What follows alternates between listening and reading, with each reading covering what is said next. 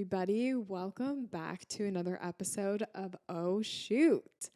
Hello, hello. I'm so excited that you're here listening to another episode.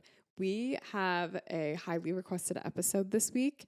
We're talking about write offs, and I feel like this is the perfect time because everyone is shooting and starting their business or in the midst of their business. So I wanted to give you guys just kind of like a refresher on write offs. If you already have a business, you kind of know what's up, or maybe you haven't started your business yet and this is something that you think is helpful. Maybe you just have no idea. So, we're going to dive into some accounting things today in like the best way possible. Okay. It's not going to be too intense.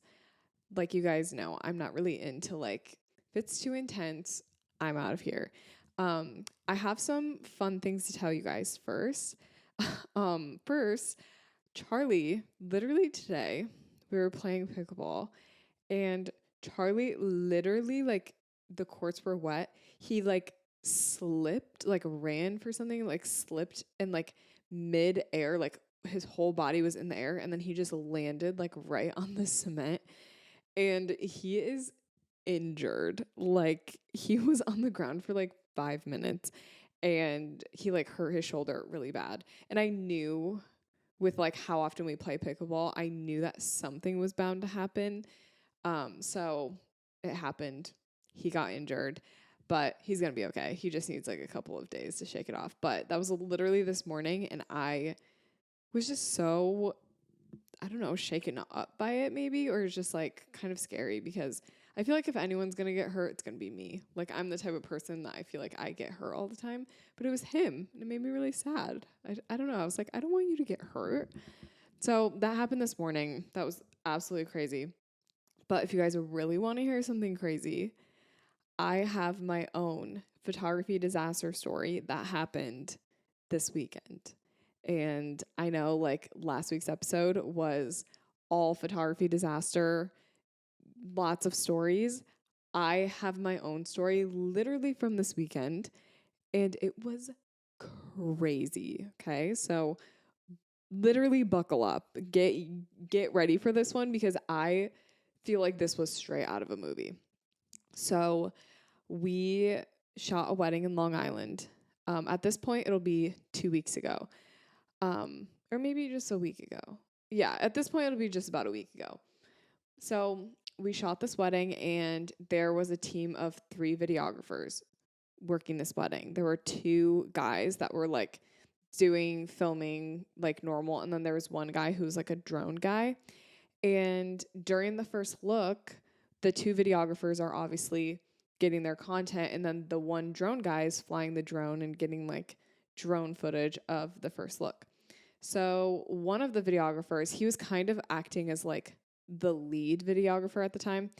He was, filming whatever. And then I'm like, okay, like we're going to go to this bridge for the personal vows. So we were like going to go to a different spot for them to do their personal vows after the first look.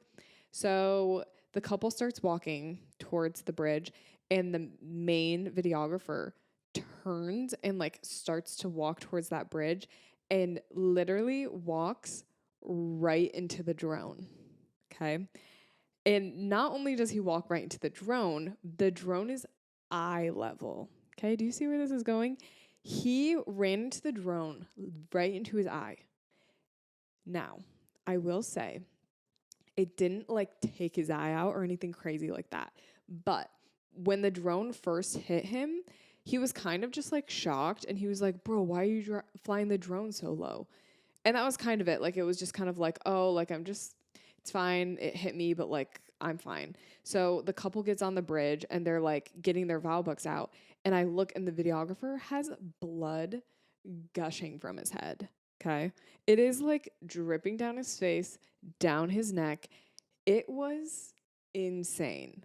The bride was doing a good amount of crying, like not during this drone moment, but like before, during her first look with her dad and when she was getting dressed. She was just very emotional. So I was carrying around a box of tissues because she literally just needed tissues with her, which is fine. But because I had these tissues with me, I was like yanking them out and just giving him as many tissues as I could. And then he'd fill up a tissue so quick and I'd give him more tissues. I stuffed some in his pocket. I was like, I just don't know what to do. And Charlie wasn't even there. Charlie went to go get a boutonniere. And when he came back, it was like, what just happened? Like the videographer is gushing blood. So the videographer insisted that we continued doing personal vows. And so he shot personal vows holding like a big wad of Kleenex on his forehead. And, you know, we finished vows. Then he goes inside and cleans himself up. When he comes back out, he like has a Band-Aid over the big gash in his head, but he still has like a scrape almost, but it's like big. It's kind of like a big scar already, and it goes directly across his eye. So it's like across the top of his forehead, misses his eye barely, and then it's all underneath his eye.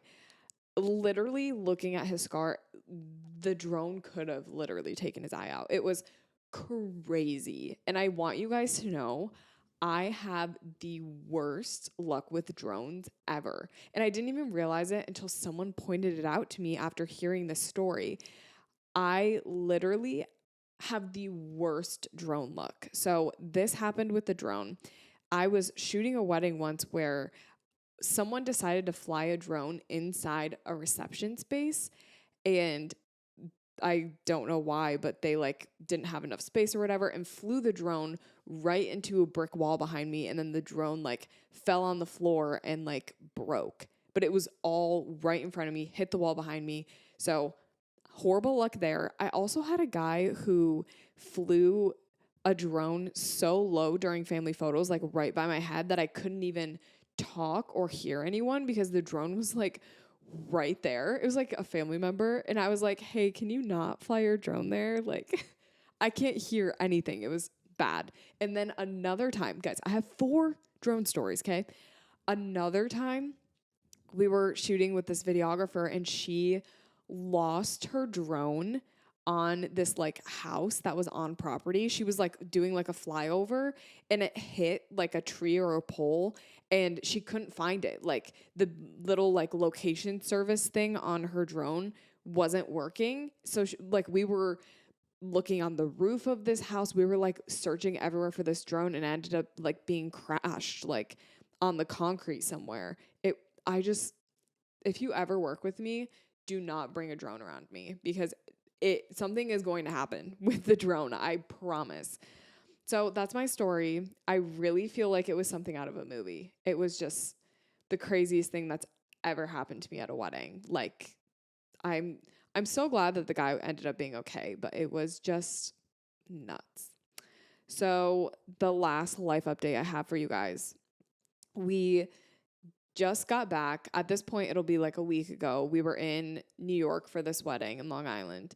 And we stayed in the city. So we were in Brooklyn. We went to Soho. Like we were, you know, just living up our best New York City life. So we stayed like an extra day after the wedding. And I had a flight booked that night for like 8 p.m. And we got hit with New York City thunderstorms and just like a crazy weather thing. I don't even know what it was, to be honest. And we got stuck in New York City. So all of the flights literally were just canceled. Like on Monday night, like maybe like 3-4 hours before our flight, I just get a text, your flight's canceled. And then I start looking at other flights, no flights until literally Thursday. And I was like, cool, I need to get home. Like, I'm not trying to stay in the city. It's expensive. Like, I don't know, I have to work. So it was absolutely crazy. We ended up renting a car and driving home the next day. It was like 11 hours, so it wasn't too bad. But like, it was just insane. Like, people, like, everyone flying in or out of New York City, like, it just was nuts. So that happened to us. And then we're going back literally next week on when this episode comes out, we'll be in New Jersey.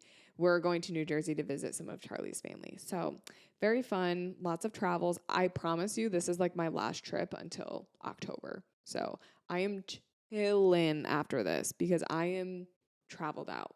You guys know. Okay, I just talked for 10 minutes. let's get into today's episode all about write-offs. Okay. So, first I want to start just by literally defining our terms. So, what is a write-off?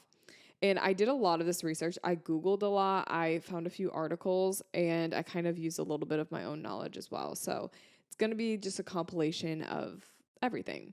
So when you Google what is a write off, the best definition I found for photographers specifically, a tax write off refers to any business deduction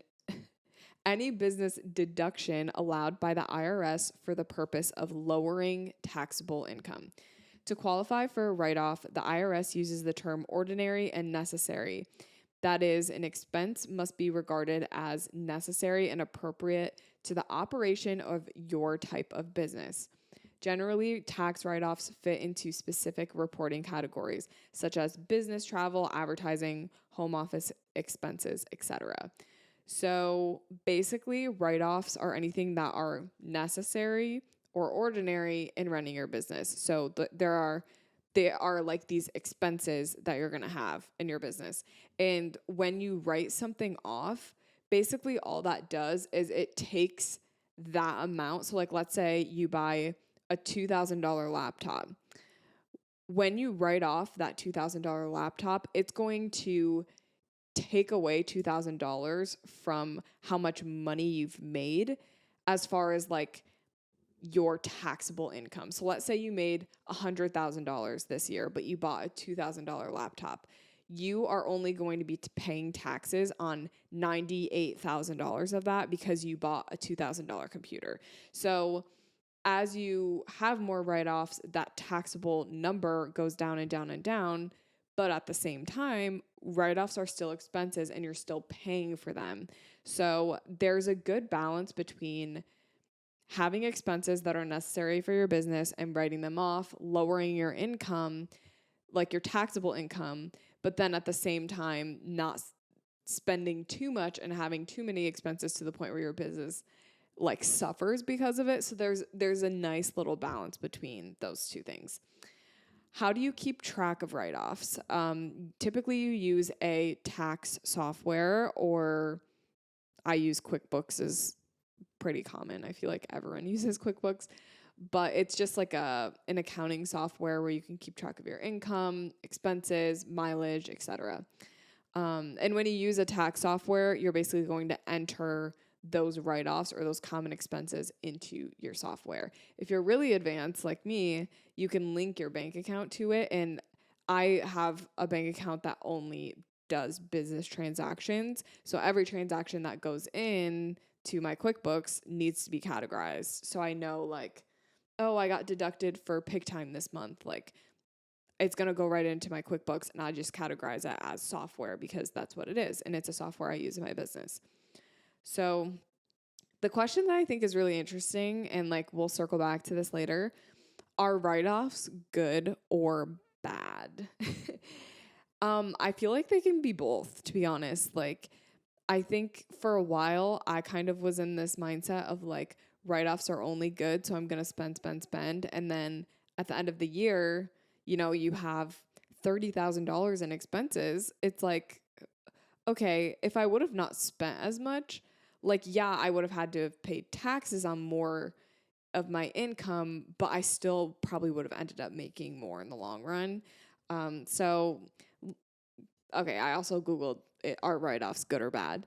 And Google told me that legitimate tax write-offs can help you reduce the amount of income that you pay taxes on and ultimately the total amount of tax you have to pay.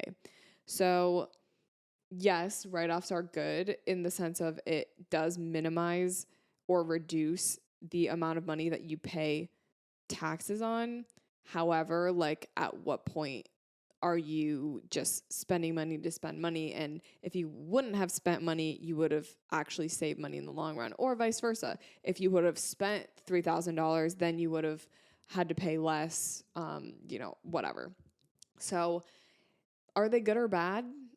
I mean, they're good in the sense that it can lower and reduce your taxable income, but they're bad in the sense that it still costs you money. Okay.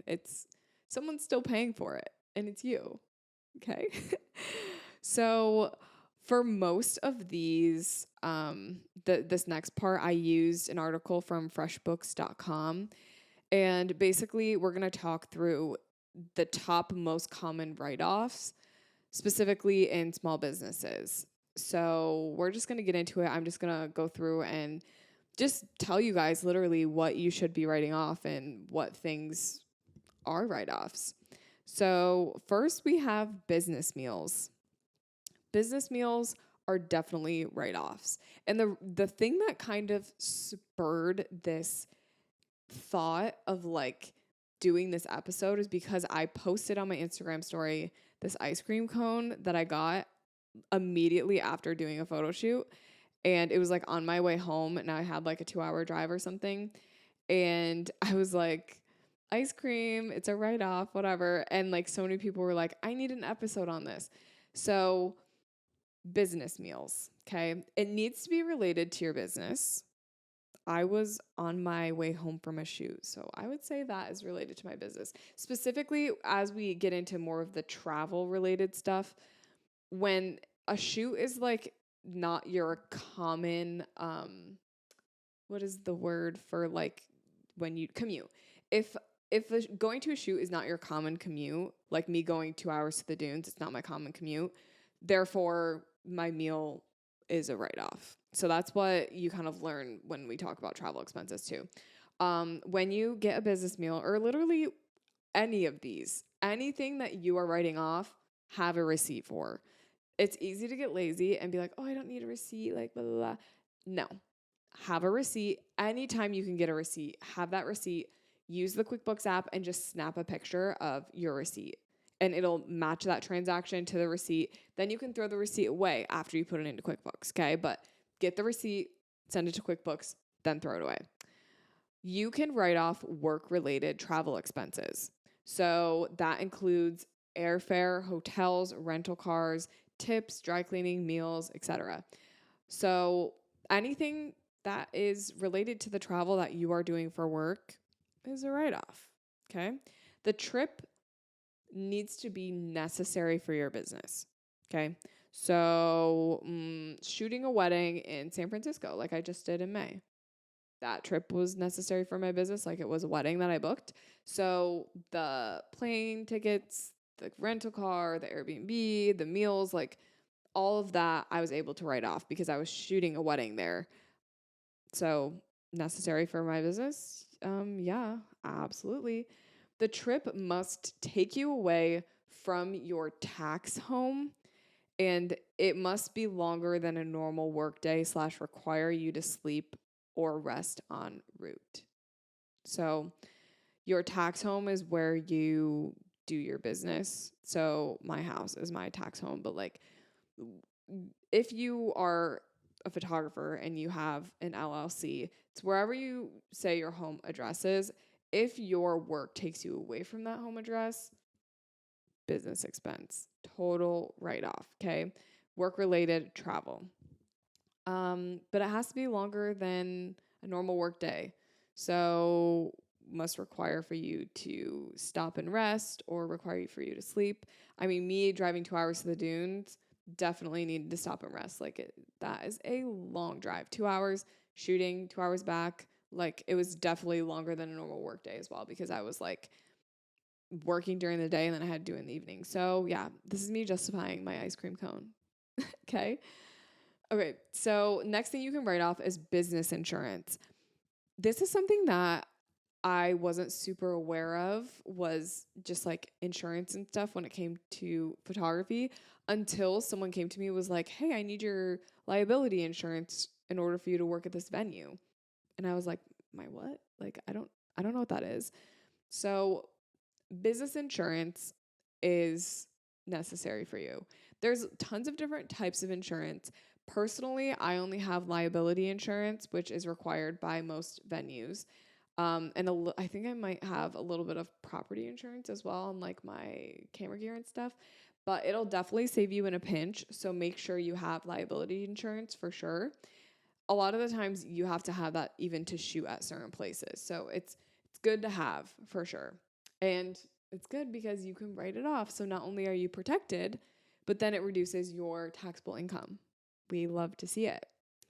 Home office expenses. This is one of my favorite ones. This and like office supplies, because where you work is so crucial to your productivity and how quickly you get things done. Like your workspace is so important. Therefore, I'm so glad that we can write off office expenses for sure. You can you can deduct the area in the house that you work and conduct business in. So you can deduct that from your taxable income. The area though must be used exclusively for work. It does say like if you have a desk in your dining room, you can't deduct all of your dining room. Like the space has to be used exclusively for work. So I have a home office.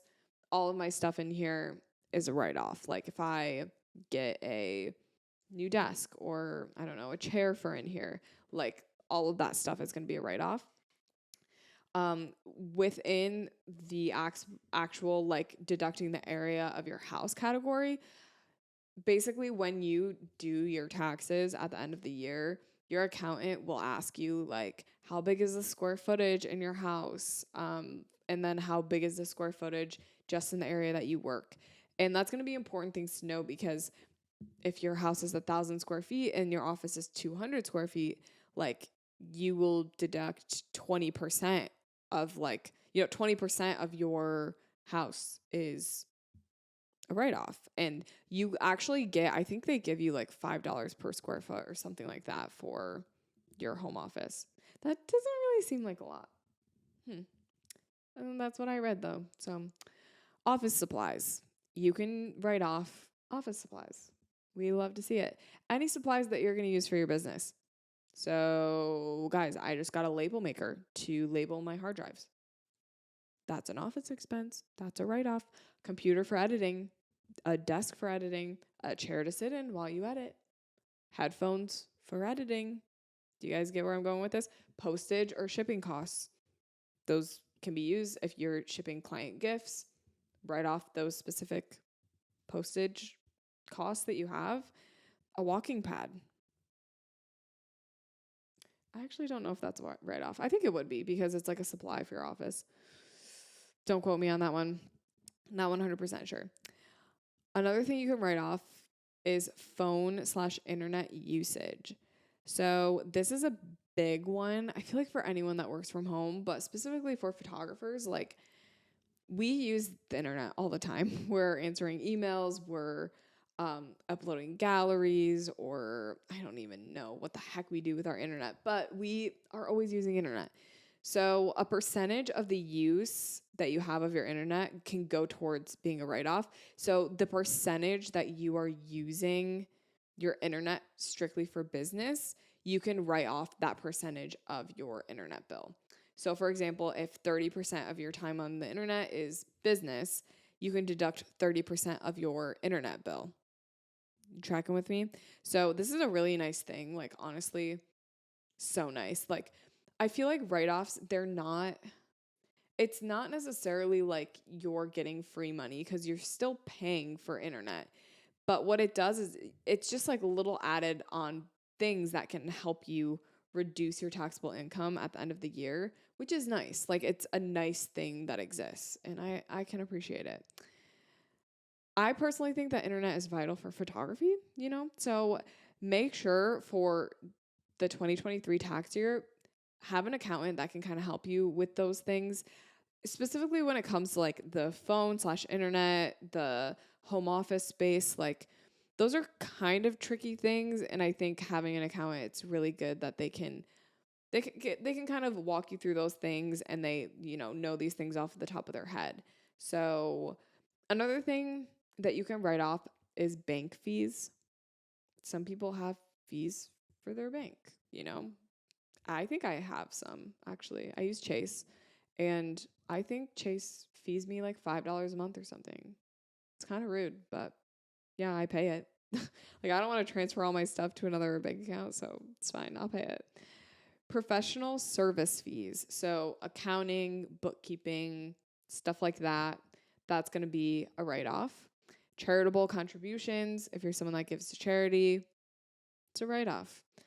Education, this is the big one. So if you take courses related to photography, you have subscriptions, books related to photography, anything of that sort is going to be a write-off. If you go and buy my new AI brushes, it's going to be a write-off, my friends, because it's education and it's related to your field of work. Childcare. I literally read that your childcare can be written off. So if you send your kids somewhere and you have childcare, I read that it's a write-off. Okay.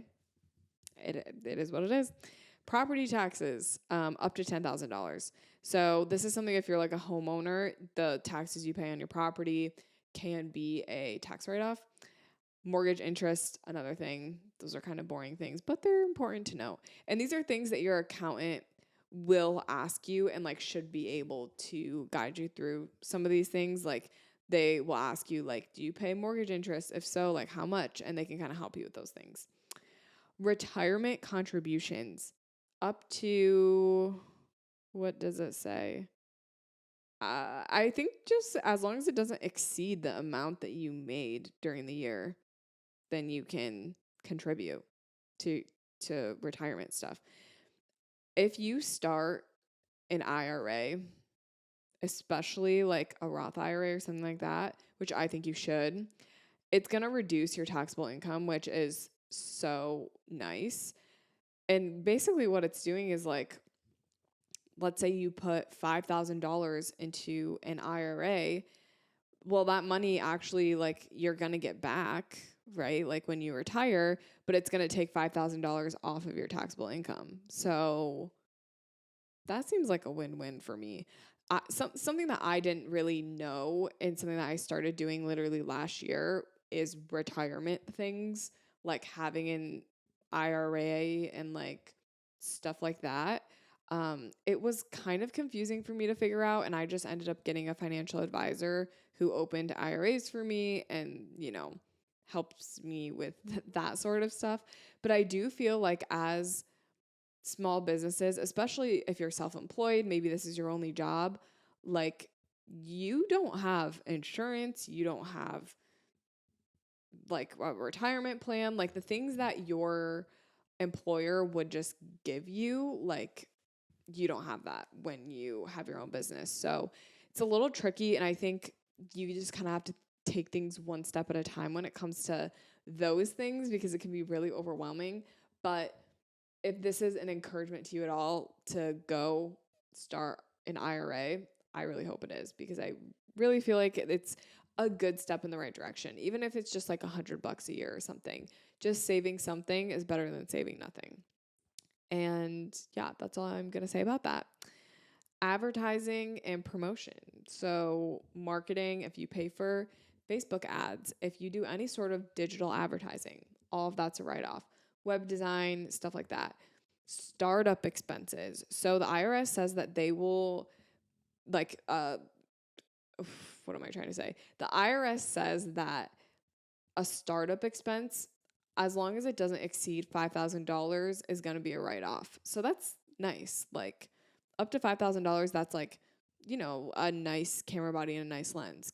That's what $5,000 can get you, basically. So if you've got some startup expenses, don't worry, it's a write-off. What are the things that you should write off? So as a photographer, what are the things that we're probably going to be writing off? Anything that is essential to running your business, okay? Like anything. I wrote a few ideas down. Camera gear, that seems like a given, but write off your camera gear. It's very essential. Your laptop, 100% essential. Meals for when you are traveling to and from locations, whatever, that is a write-off.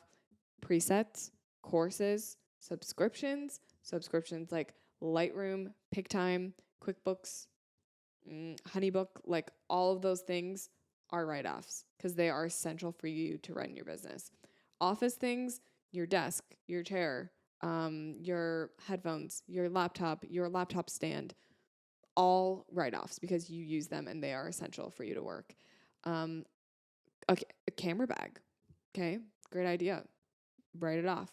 It's a write off. Let's talk about what is not a write off. Okay, this is fun. I'm gonna roast you guys. I'm just kidding. I'm not. There's really only two things that I wrote down. The first is gas, which sounds weird, but I'll explain. So when you can't write off gas, okay? Basically, what the IRS does is instead they give you 65 cents per mile that you drive for business related driving. And that 65 cents is supposed to cover your gas and also the wear and tear on your car. So it's going to be important for you to track your miles because that's how you're going to get that mileage deduction on your taxable income. And I drive a lot of places. My deduction has been like $2,000 in a year. And that $2,000 would have been added onto my taxable income at the end of the year if I didn't track my miles. So it's super important to track your miles for this reason. And you might be wondering, how do I do that? QuickBooks. I use the QuickBooks app and I enable tracking for it to track me literally all day, every day. And when you enable tracking, basically you can go into QuickBooks and categorize like, oh, I went from my house to this beach. Like that was a business drive. And then you categorize that as business. So that's kind of how the whole gas thing works. It's weird, but I mean, it is what it is. It's kind of annoying. Like, I kind of wish I could just like deduct my tank of gas. However, I do get the point of like keeping track of your miles though, because you can't guarantee that a tank of gas is going to like just be used for strictly business unless you have like a business car or something like that. So keep track of your miles. That's going to be important because we do not write off gas. We also don't write off personal things. Okay, guys? So if you're out getting your nails done, that's not a write-off, okay? Like, that's the type of stuff, like, and I feel like there's a little bit of a blurry line between, like, does it fit into one of these categories or does it not? Is it more personal? And you kind of just have to, like, figure things out as you go and figure out what you're comfortable writing off and what you're not comfortable writing off. But definitely, like, personal things that you shouldn't write off. If you get a new bike, that's not a write off, okay? Unless you're using it for work in the sense of like, I don't know. I don't know how do you use it for work, but like, stuff like that is not a write off. So kind of the question when we talk about write offs is like, should you spend more money in order to help you save money? So we've been talking about how you spend $3,000 on a laptop or $2,000 on a laptop, and then that reduces your taxable income. But do you keep spending more money in order to keep that number down? So you buy a $3,000 laptop, or let's say you buy a bunch of new camera gear because you're like, oh, it's going to be a write-off, and it ends up being $20,000, and you made $60,000 that year. So yeah, your taxable income, you're only going to be able to be taxed on $40K, but at the same time, you spent $20K in camera gear. So at the end of the day, what's left in your pocket is $40K. Granted, you do have to you'll end up paying taxes regardless. So let's say you don't do $20K of camera gear and you don't have any expenses. You just have this $20K of taxable income. You're going to be taxed. Let's say it's like 30% on that income is what you're going to have to pay at the end of the year. But then if you spend $20K on gear, then your taxable income's only $40K, but you still pay, 30 or 20% on taxes at the end of the year. So in reality, you would have ended up saving more money if you would have not spent $20K on camera gear. Do you guys kind of see where I'm going with this? You don't necessarily need to keep spending. That is not the solution. I mean, I literally did a meeting with someone who I was thinking of like hiring for my CPA, but it ended up not working out.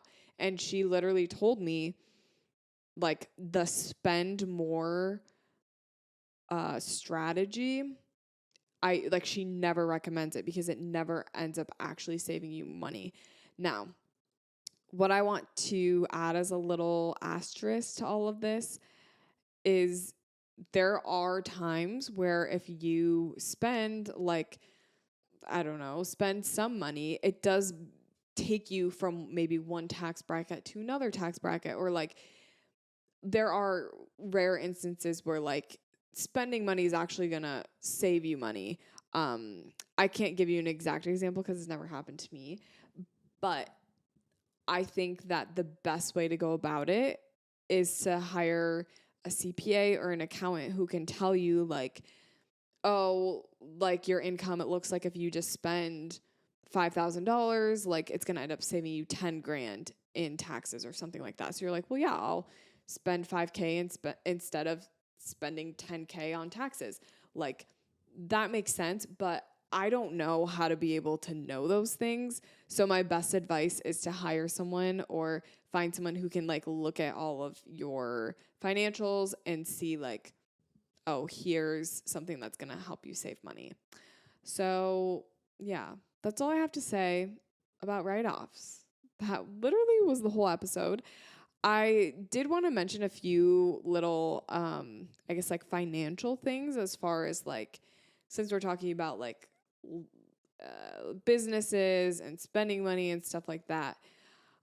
It's so good to just have like a handle on your finances and just know where you're at as far as like financially everything goes.